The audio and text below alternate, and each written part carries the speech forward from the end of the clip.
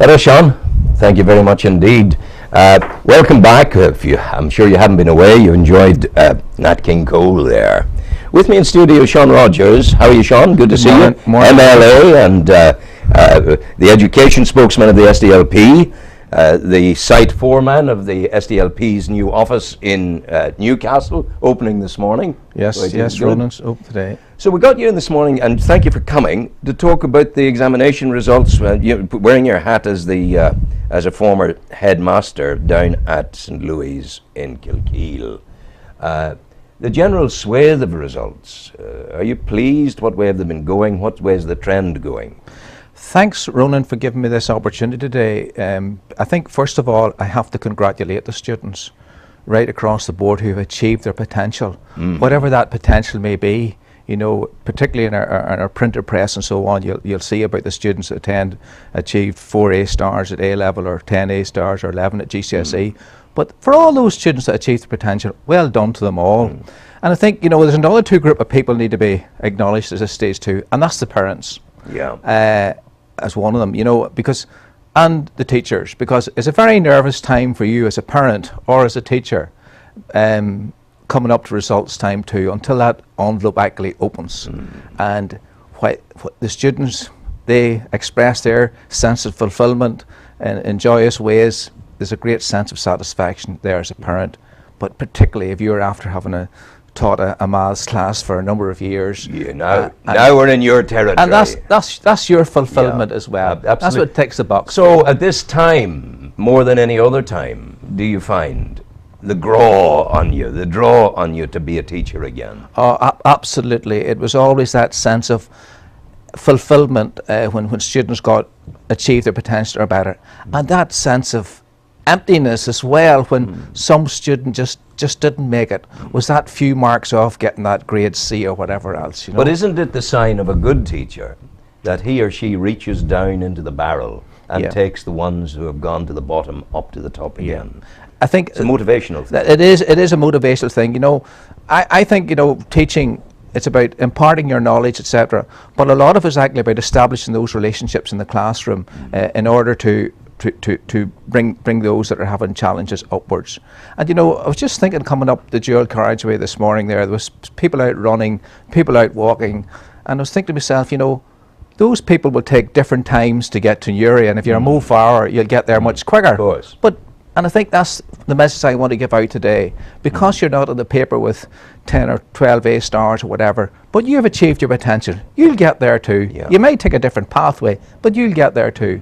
And to me, getting there is about getting a job that fulfills you and something you enjoy doing in life. There's a line you were reported during the week when you were talking about these things. There's a line that made me think, wow, what's he really saying there? It was a suggestion that some students didn't fulfill, broadly speaking, didn't fulfill their potential because of another agenda by the school. And the other agenda by the school was to get the very best percentage results. What was that about? To give a more fuller answer to that, Ronan, it was the question asked was, why is there a big discrepancy between the number of students that do AS level and the number of students... What's AS? AS at the end of year 13 or the end of lower 6th. Okay. And then your A2s at the end of year 14 or upper 6th.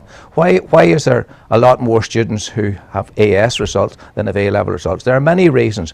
One being that, you know, many students would take maybe 4 or 5 AS levels for a number of reasons. One, maybe not sure what career they wanted to do. But like, you take somebody, for example, who wanted to do medicine, but was also loved their French. Yeah. They would have to do their maths, chemistry, physics and biology, but they might take French AS on as well. So at the end of year 13, they would then drop the French. Yes. So if you take that across a school with maybe 100 students doing AS level, and perhaps 50 of them drop one subject, that's a significant percentage. Yeah. Then the next one, you have some students who choose to leave at the end of year 13 because maybe AS just wasn't for them. Yeah. And then what that interview was alluding to, you have a small number of students who maybe are encouraged to leave. Wow. You know, because the school sees them, you know, that AS is really not for them, and that type of thing as well. Or in a very minority of cases, and I've come across this over my teaching career, where the odd student would be encouraged to enter privately for a subject so that it wouldn't be on the school statistics. I just find that really immoral. Yeah. Are we?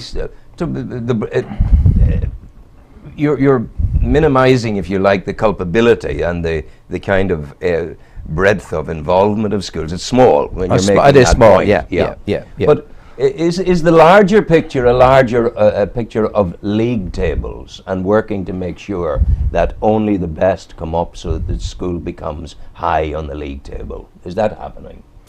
Yes, I think there's that negative side of league tables in schools, and you know, there's so many league tables have been printed in our press over recent months of all our local schools and whatever, and you know, schools are concerned that they get the students coming to them, and you know, if you're further down the league table, it might mean that the parents and student will decide to go to a neighbouring school that's further up the league table and so on. But you know, exams are only one part of the education. Yeah. Education is about and all our schools right across this district is a holistic education. It's about educating the whole person. Yeah, but why don't the schools who prioritise league tables over the interests of the children know that message that you so clearly know? I think they know it okay, but it's when this is in the printed press, yeah, and parents maybe have a perception that, you know, School A was 10 points higher on the league table than School B, so maybe we should go to School A. I suppose, Sean, it's got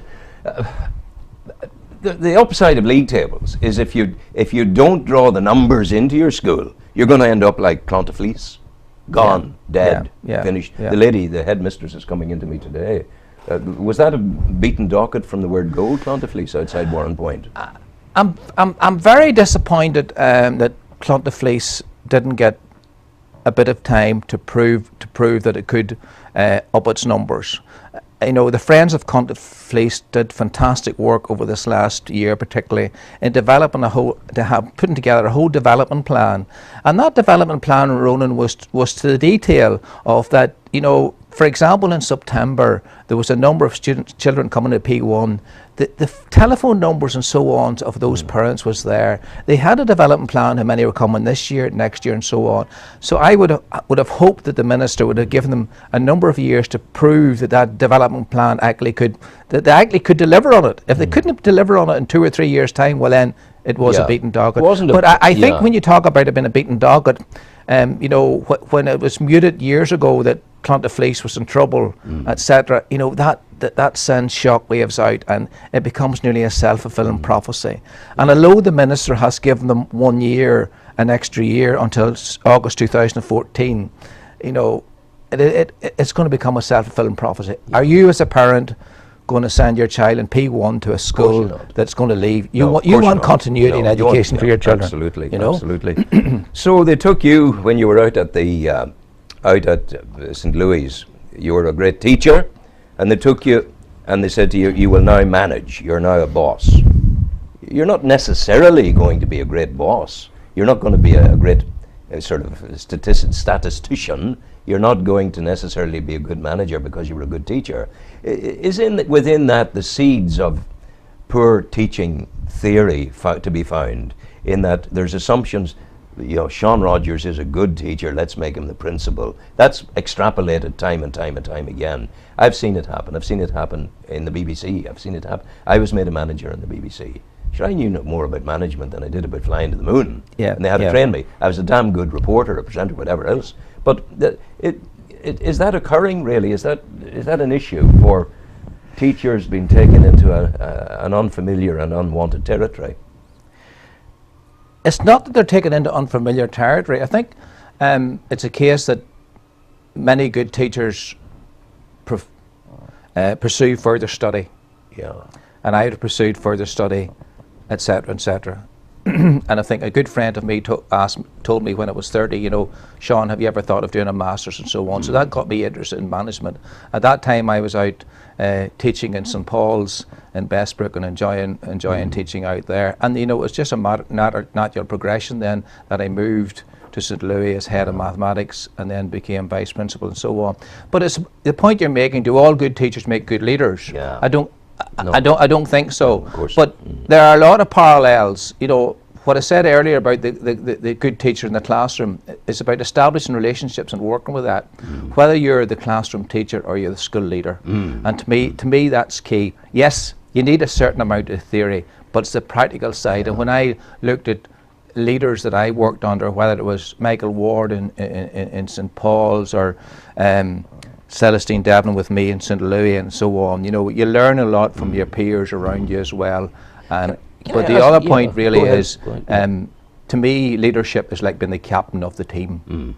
You're only as good as the weakest link in that team, and it's up to you to service and help that player to achieve their potential and come up as well. So there's a lot of that. This will sound a negative kind of question. It's not meant to be. It's a question that's in everybody. I've heard it asked time again. You started life, and this is, when I say you, I mean any teacher. You started life as a pupil. You studied, you became a student at the secondary school, the grammar school. You went from there to university, you were still a student. You went from there back into the classroom again. What in God's name do you know about the real world? Because you've never been in it, you've never been out of the classroom. That's the harsh, angular question that is asked. And it's a perfectly valid question. I think it's a valid question. I suppose I would have another experiences outside the classroom. I would have an experience as a family man. I've experience as in the past been doing a little bit farming and that type of thing as well.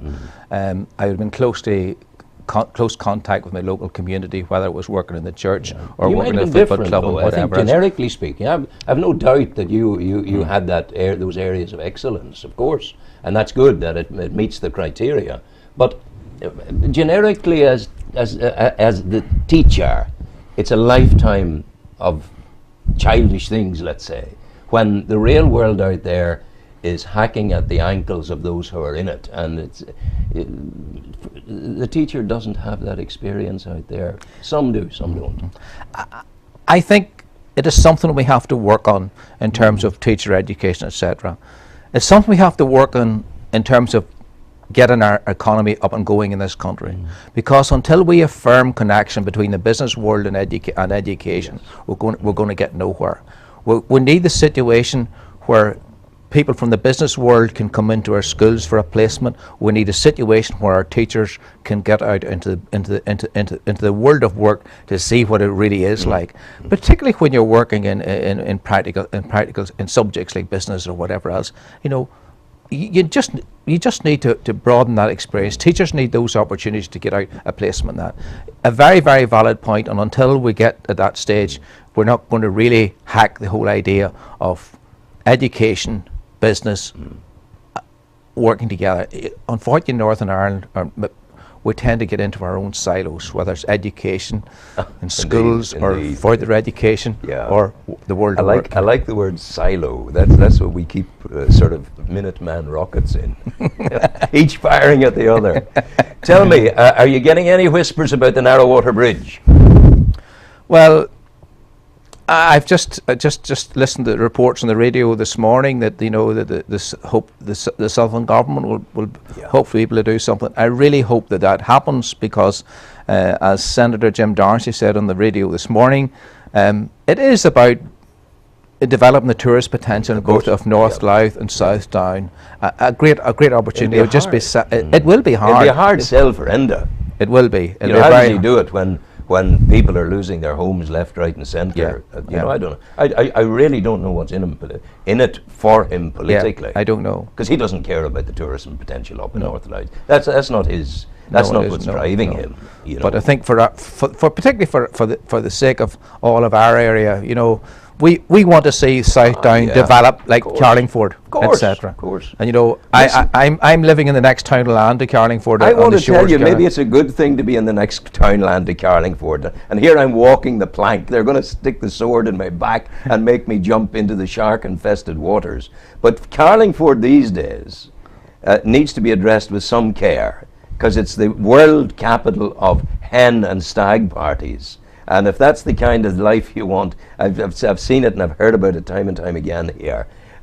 God bring me close to to Carlingford destination food. Yes, I love Yes, that. yes. God bring me to Carlingford destination imagination with Kevin Woods down there and his leprechauns. But I think there is a danger of it losing the run of itself in terms of the kind of wild weekend stag and that sort of thing. And if that's what we're opening up Warrenpoint to, I wouldn't be keen on that, I must say. But I think it's opening up also to destination culture. Yeah, of course. We've a lot to learn from what Carlingford Yeah. and that particular area has done. Yeah. And it just shows you that the potential we have in this whole South Down area to develop that. Because, you know, you only have to, when you turn the corner at the Baths and Warrenpoint, Yes. isn't it spectacular? You just look, yeah. Whether that's 12 o'clock in the day or 12 o'clock at night, you know, the silhouette of and the beautiful of Killowen, ring, it's the is beautiful absolutely necklace of fantastic, you light know, at nighttime and we around really the need to capitalise on that. Yeah, yeah. You must be confident. You're opening a new office. Why are you opening a new office in Newcastle? Because That's the SDLP folks. SDLP are opening a new office in Newcastle today, because there's a demand there.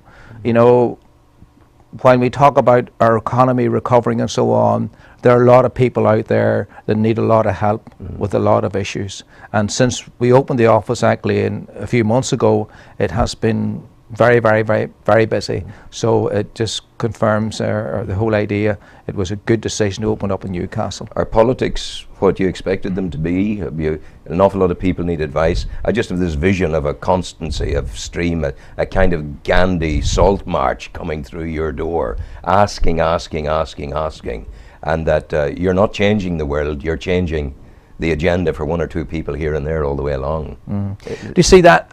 To me, that's very important for me, whether I was the classroom teacher and somebody was struggling just to get the couple extra marks to get through their maths. If you're changing the world for one or two people, that helps to me be fulfilled. There's lots of that happening in the office. Yeah, good. The overall political thing is a different ball game altogether.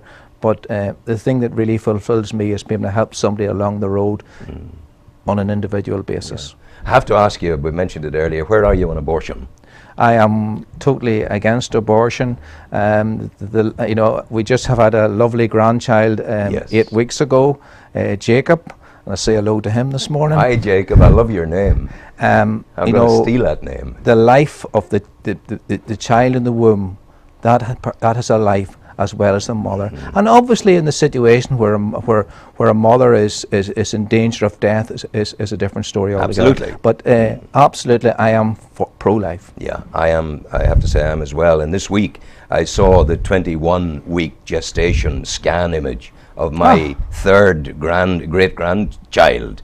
And there he was, or her, whatever it was, the legs were crossed inside the womb like that, and the big stretch occurred, and the thumb, you know, I'm looking at a sentient being here. I'm not looking at something called a fetus. No. And that child I saw in my daughter's womb, that child could be wiped in accordance with the new legislation in the South. Yeah. Anyway, I'm delighted that we're on that together. So at the other end of life, we can't finish without taking the opportunity to maybe change someone's life out there by talking about prostate cancer. Because you and I both had the touch of that, and we were careful we got it in time, and thanks be to God for that.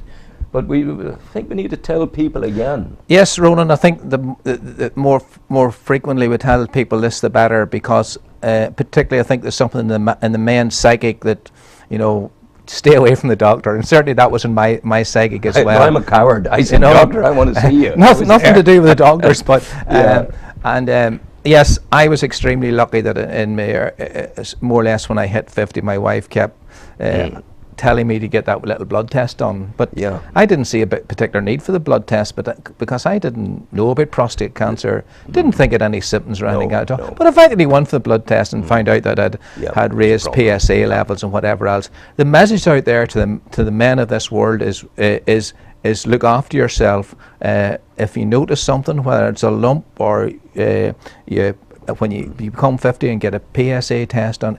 Okay, PSA test mightn't reveal everything, but look after yourself, whatever. There's good help out there. I suppose people like Ronan and myself are a testament to the health service and so on, that something that can be done. At the lower level of the health service, I have found, and people have said this to me, Rowan, you're telling us all the time about prostate cancer and getting the PSA test done. I went to my doctor and he wouldn't do it, or she wouldn't do it. They said it's not necessary, it's just the way you are at your age in life. No call for it really. 80% of men of a certain age have prostate cancer, but they won't die from it, they'll die with it. People have to, the medical profession has got at this stage to say, come through our door and have the PSA test. And some of them are not doing it, John. Absolutely, I know that. Some not do it. And if your doctor doesn't do it, well then, insist. Yeah. And if it comes to the stage you have to go to another doctor to get it done, we'll do it. Do it. Thank you for coming in. God bless you. Go well. Good to see you, Rowan. Good to see you. Good to see you. Sean, we play some music till we get organised again.